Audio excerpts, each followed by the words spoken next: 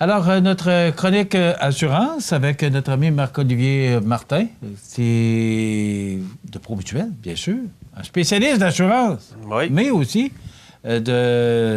parce qu'on est pompier aussi, donc Oui. quand on parle de quelque chose, on sait de quoi on parle parce que tu vois beaucoup de choses. Oui, on voit les deux côtés de la médaille. Oui, les deux côtés de la médaille. Hein. Aujourd'hui, Marc-Olivier, on va parler de bien se préparer pour l'hiver. OK. Parce qu'il y a une préparation à faire pour l'hiver. Ben, c'est toutes des petites choses qui font quand l'hiver arrive, au moins, on n'est pas mal pris. C'est des choses qu'on peut prévoir que si jamais durant l'hiver, c'est mieux qu'on le prévoie que quand dans l'hiver... Ça va devant le fait accompli. C'est ça. Raconte un peu qu'est-ce qui est important de faire. Dans le fond, c'est sûr qu'à l'hiver. l'automne, on a la semaine de prévention des incendies. Bon, c'est de se préparer à avoir notre plan d'évacuation. Si jamais il y a un incendie chez vous, c'est d'avoir un point de rassemblement à l'extérieur pour que tout le monde se rassemble à la même place. Fait que, Et ça, je serais surpris d'entendre les gens qui nous regardent. Il ne doit pas avoir grand monde qui a un plan d'intervention ou d'évacuation. En tout cas, on ne voit pas ça souvent. Les gens se pratiquer à la maison, mais c'est sûr qu'on le voit dans les écoles, les bâtiments. Ouais. À la maison, là? À la maison, on le voit pas, mais souvent, les gens, au moins, ils en parlent entre eux autres. Puis ils disent, en tout cas, s'il y a un feu cette nuit, on se rejoint en avant ou chez la voisine. Puis on se rejoint toutes là. Ça évite qu'il y en ait un qui soit écarté. Puis quand les services d'urgence arrivent, là, il manque quelqu'un, mais finalement, il est chez un voisin. Fait que bref, c'est important de faire un plan d'évacuation et un point de rassemblement à l'automne. C'est pas mal ça. Aussi vérifier nos avertisseurs de fumée en même temps. Si changer notre batterie au changement d'heure. Puis regarder notre extincteur s'il est en bon état. Là. Fait que pas mal ça pour ça. Il y a une expiration aussi. Moi, je suis resté surpris parce que justement, il y avait un pompier qui est passé chez nous qui me disait qu'il a vérifié mon détecteur de fumée puis qui me disait que 10 ans, c'est terminé. C'est 10 ans, les avertisseurs de fumée. Comment on fait pour vérifier ça? Dans le fond, il y a une étiquette. Si on démanche notre avertisseur de fumée, là, il y a une étiquette ou un collant où des fois c'est gravé dans l'avertisseur de fumée. C'est l'année de fabrication, puis il va être marqué expiré, par exemple, mettons qu'il a été fabriqué en 2008, expiré en 2018. C'est pas qu'il est plus bon, c'est juste qu'il est moins sensible. Fait que les cellules qu'il y a dedans sont moins sensibles à la détection. Donc, au bout de 10 ans, il faut vérifier, là, ou de marquer la date peut-être sur le côté pour le voir. Oui, il y en a qu'on peut l'inscrire, la date, qu'il a été mis en fonction. OK. Mais moi, j'ai été surpris d'apprendre que ces appareils-là ont une fin de vie, c'est 10 ans. C'est ça. Puis les extincteurs, eux autres, c'est de regarder si l'aiguille est dans le verre, dans le fond, si la pression est encore bonne dans la bouteille. Puis eux autres, l'entretien se fait aux 6 ans. Fait qu'au lieu d'être... c'est ça, c'est aux 6 ans. On ne fait pas ça tous les années. Là. Aux 6 ans, on le fait faire par une firme spécialisée. Là, pour faire vérifier s'il fonctionne bien, s'il y a de la poudre. C'est ça. Après ça, c'est d'inspecter notre toiture, voir à l'extérieur, il manque-tu des morceaux de revêtement sur notre toiture, est-tu endommagé, si ça arrive au mois de février, des fois il y a des doutants, s'il manque un morceau de toiture, ça se peut que l'eau s'infiltre. Fait que le but de vérifier la toiture l'automne, c'est de prévenir les dégâts pendant l'hiver. Après ça, c'est d'enlever les feuilles qu'il peut y avoir là, dans les gouttières, à proximité des drains, là. Pour pas que ça bouche pendant l'hiver ou au printemps, quand ça va dégeler, là, enlever pour faciliter la circulation de l'eau, dans le fond. Après ça, c'est de vérifier notre cheminée aussi, s'il y en a qui chauffent au bois. C'est de vérifier là, la cheminée puis l'appareil de chauffage, voir si tout est fonctionnel. C'est sûr que là, aujourd'hui, on ne se lance pas dans les détails d'installation de poêle puis de cheminée, mais c'est juste de vérifier là, avant de commencer à chauffer, voir s'il y a eu une maintenance, si on a vérifié. Là, on a déjà vu...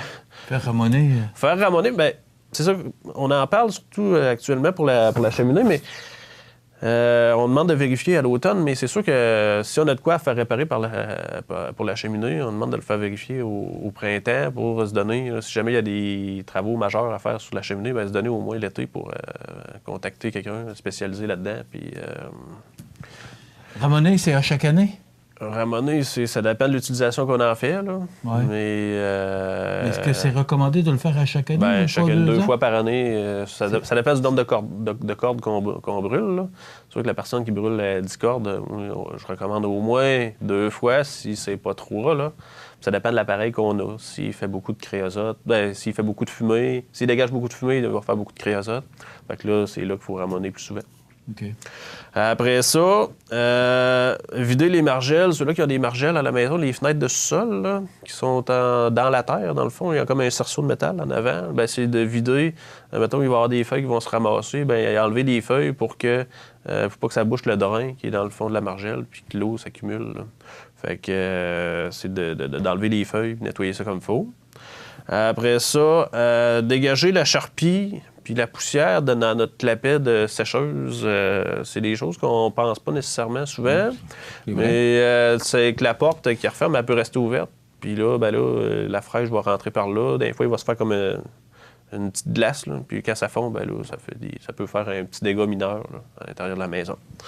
Après ça, c'est les échangeurs d'air, puis les filtres de l'échangeur d'air, puis de la fournaise, là, c'est de les changer pour avoir un rendement maximal.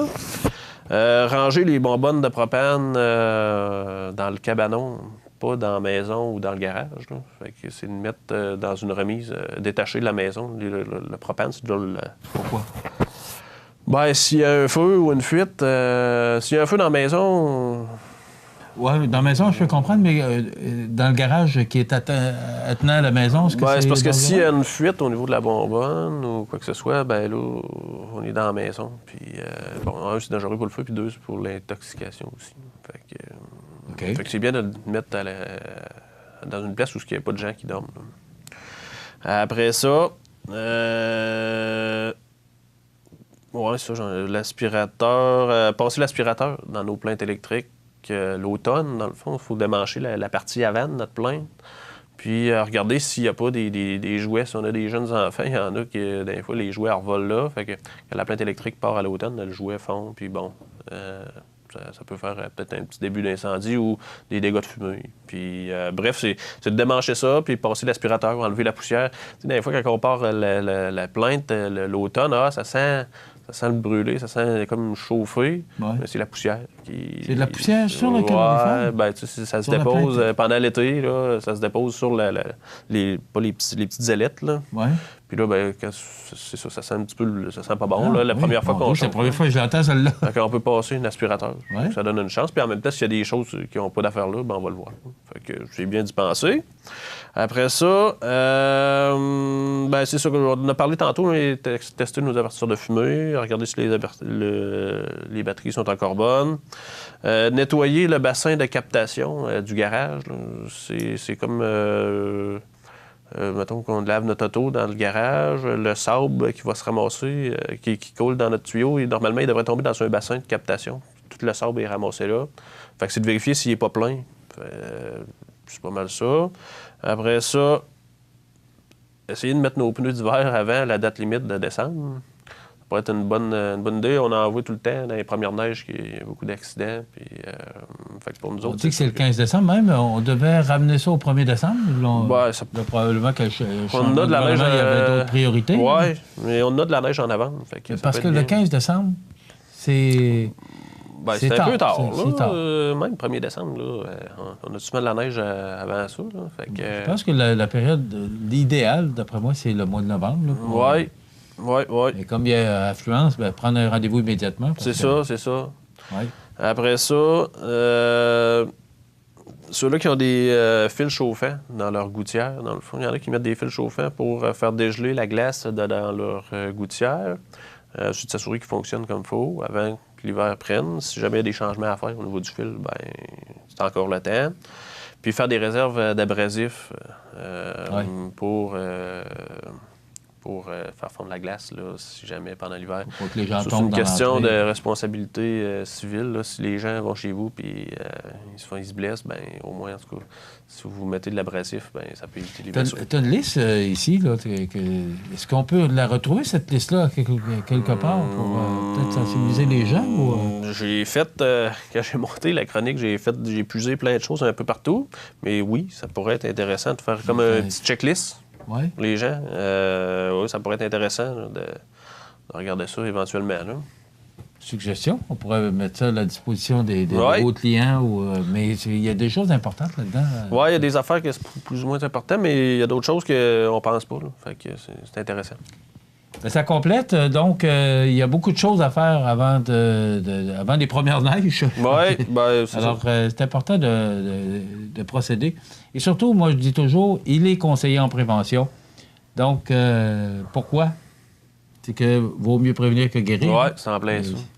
Marc-Olivier, on se retrouve dans 2 semaines. Oui. Merci beaucoup. Merci. Alors, voilà, ça complète les besoins pour l'hiver et c'est important. Sinon, ben, reculez et prenez en note tout ce qu'il y a à faire parce que ce sont de la prévention et ça vous évite d'appeler les assureurs ou d'appeler même les pompiers ou autres spécialistes. Alors, voilà, ça complète notre chronique pour aujourd'hui.